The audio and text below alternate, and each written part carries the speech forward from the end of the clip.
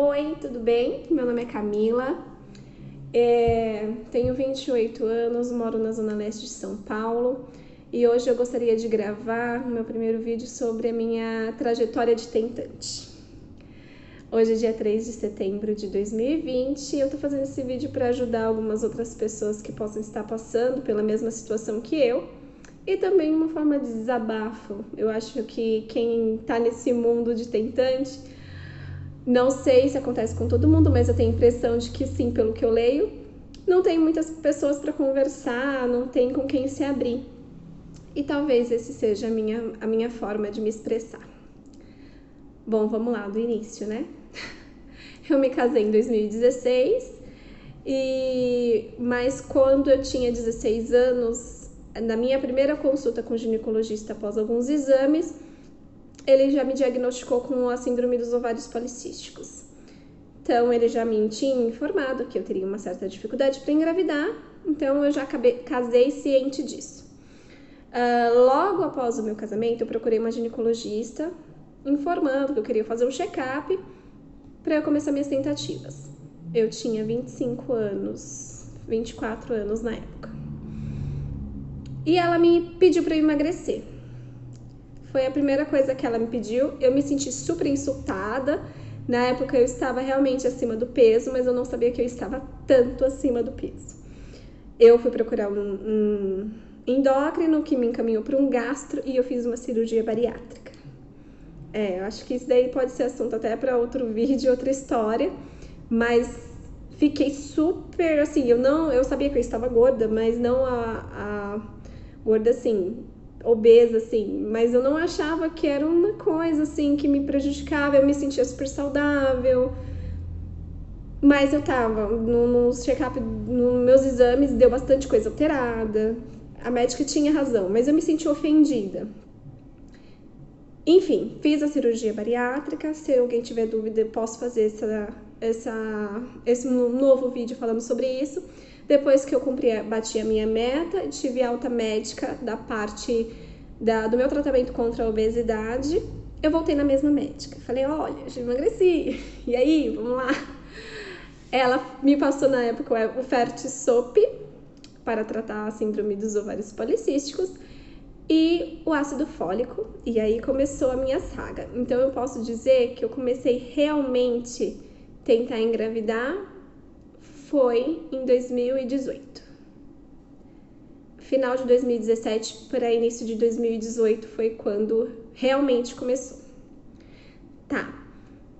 Tomei o Fertisop durante um ano. Aí, no início de 2019, eu voltei na médica e falei que não... Achei que tava demorando, já tinha um ano que eu tava tomando. Então, que ela me passou alguns exames, incluindo a esterossalpingografia, que foi uma experiência horrível. Eu sei que tem pessoas que não têm uma experiência tão ruim com o exame, mas pra mim foi ruim. Foi meio traumático, não sei se foi a forma do médico, a forma da clínica, mas foi bem ruim para eu fazer esse exame. Eu fiz, deu tudo ok, transvaginal, os ovários policísticos, de resto não tinha o que fazer. Aí voltei na médica, a médica falou, olha, você vai ter que procurar para ver o lado do seu esposo. Ok, e para convencer o esposo, né? Eu não sei o que acontece, mas a gente nunca acha que também é o problema do marido, e também o marido acha meio engraçado, fala, não, você tá sendo ansiosa e tudo mais. E eu estava super ansiosa porque todo mundo tava engravidando, porque eu tava lá praticando e não engravidava. Fiquei super ansiosa. Dali 6 meses, eu descobri uma clínica em Mogi das Cruzes que atendia o meu convênio. Eu fiquei super feliz. Era uma clínica de reprodução humana. E aí todo mundo falou, não precisa disso, é um exagero. Eu também achei um exagero na época, mas aí eu fiquei muito curiosa, eu já estava muito ansiosa. E aí eu falei, é uma clínica de reprodução humana, então o médico é um ginecologista que é especializado nessa parte. Então eu quero saber a opinião dele, se realmente eu tava apegada à síndrome dos ovários policísticos. Pra mim era isso, que eu não tava engravidando. E eu, sei lá, se ele tem uma segunda opinião. E eu fui. Eu moro em São Paulo, como eu já disse, e a clínica era em Mogi. Cheguei lá, ele me pediu uma ressonância magnética, porque eu já tinha vastos exames, né, que eu apresentei pra ele. Então não tinha muita coisa pra ele pedir. Então ele me pediu uma ressonância magnética e pediu espermograma pro meu marido. E convenci o marido, demorou um pouco, convenci o marido a fazer. O meu marido é uma pessoa muito tímida, não gosta muito de exposição, ele é bem na dele, então ele foi meio com vergonha, ele é vergonhoso mesmo fazer esse exame, mas ele foi. E eu lembro que a gente foi super cedo na clínica, tava uma chuva no centro de São Paulo, foi o lugar mais próximo que eu encontrei, que fazia aos sábados também por conta do serviço. E ele foi, parecia que tava fugindo da clínica de tanta vergonha que ele tava. Foi engraçado. Aí tudo bem. Fiz a minha ressonância magnética, que apresentou focos de endometriose. Aí fiquei meio chateada, entrei em vários grupos de endometriose, mas eu só via milagres acontecendo lá nesses grupos de endometriose. As tentantes são as coisas mais fofas, elas sempre apresentam o sintoma que elas estão passando e muitos milagres, muitos positivo. Então me deu um ânimo, falar, é endometriose, eu não tenho sintomas de endometriose, eu não tenho aquela cólica horrorosa, minha menstruação tava ok, então eu não achei que... Fiquei triste, mas nem tanto. Aí veio o resultado do meu marido, que foi um choque. Só de lembrar eu fico emocionada. Eu lembro que eu abri em casa, tava muito curiosa. Aí quando eu abri, deu 0 de esperma, de espermatozoide. 0, tudo 0, porque não achou nenhum, então aquela parte de motilidade, tudo zerado. E no final decretava assim que o exame foi prejudicado devido à zoospermia. O nome da condição do diagnóstico, então, seria isso, a azoospermia. Bom, a gente ficou sem chão. O meu marido chorou muito.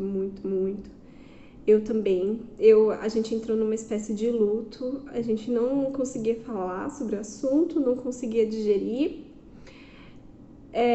A gente tem um hábito, o mau hábito de ler exame sem, sabe, pensando que somos médicos, somos entendedores de alguma coisa e ainda jogamos no pai Google, né? O pai Google foi um paizão, mostrou vários milagres também, como no grupo da endometriose. Mas pra gente foi... tipo assim, onde a gente vai achar dinheiro para fazer tratamento? As pessoas estão fazendo tratamento. Como que a gente vai fazer isso? Foi um choque muito grande. Hoje eu consigo falar isso sem chorar. Então, na minha opinião, quando isso acontece, é porque eu superei. Quando eu paro de chorar para falar de um assunto que me magoa muito, é porque eu já tô superando e já tô vendo uma luz no fim do túnel. Tá, a nossa atitude foi o quê?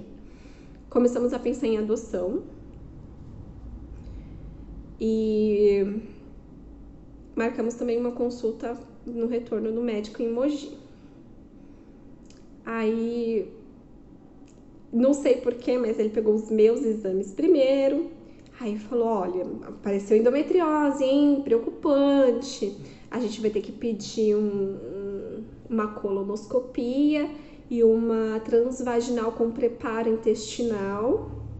Depois eu posso também falar um pouco desses exames para você. Talvez, de repente, a gente tenha que fazer uma cirurgia, estereoscopia, uma coisa assim.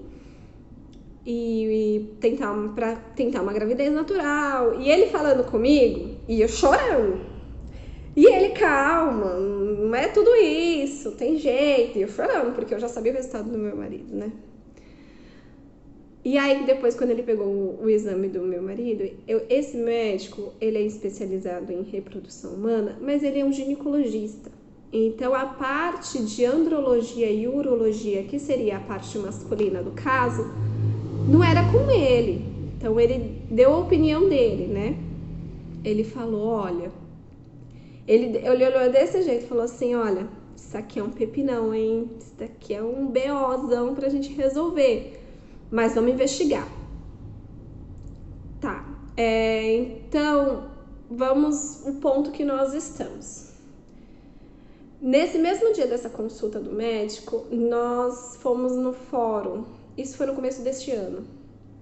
Porque a gente passou por esse luto por um bom tempo do ano passado. Acho que uns 2 meses do ano passado a gente nem falava do assunto. Eu só chorava. Aí parei de chorar, as lágrimas secaram, vamos agora procurar uma solução. Deixa eu tentar resumir para não ficar tão longo o vídeo. Bom, pelo que eu entendi, existem 2 tipos de azoospermia. O primeiro ponto da azoospermia é a obstrutiva e a não obstrutiva. A não obstrutiva é porque o homem tem realmente dificuldade de produzir o esperma. Muitos não produzem mesmo, alguns produzem uma quantidade tão pouca que ele nem sai no ejaculado. E a obstrutiva é quando ele produz, mas por algum probleminha, por alguma obstrução mesmo da passagem, não tem essa saída. Então, desse quadro de azoospermia, o que eu vou torcer é para que o diagnóstico do meu marido seja a obstrutiva, que dá aquela esperança, assim. A não obstrutiva tem esperança também de encontrar na microtese e tudo mais, que eu posso também falar mais detalhado em outro vídeo, porque eu preciso contar um pouco do que eu tô passando agora para eu conseguir entrar nos termos mais pra frente em próximos vídeos, né? Então, o médico me pediu exames genéticos para o meu marido e um segundo espermograma para confirmar. Esse segundo espermograma já saiu e deu o mesmo resultado. Realmente bateu a tecla, né? A dúvida se tinha algum exame trocado por um milagre divino. Não foi. A clínica estava certa, deu a azoospermia no segundo exame e eu marquei uma consulta com um andrologista para a semana que vem. Estou mega ansiosa, só penso nisso, né? Porque agora a gente tá se apegando naquela esperança do quê? O meu marido produzir, mas ter alguma obstrução que de repente pode ser corrigida de alguma forma, não sei, ainda eu vou ter que ver com o médico pra gente ver qual que é o nosso próximo passo. E também, junto com isso, nós demos entrada no nosso interesse por adoção no fórum. O que aconteceu? Logo quando a gente deu o interesse, nós marcamos os 2 cursos que precisam ser feitos. E veio a pandemia.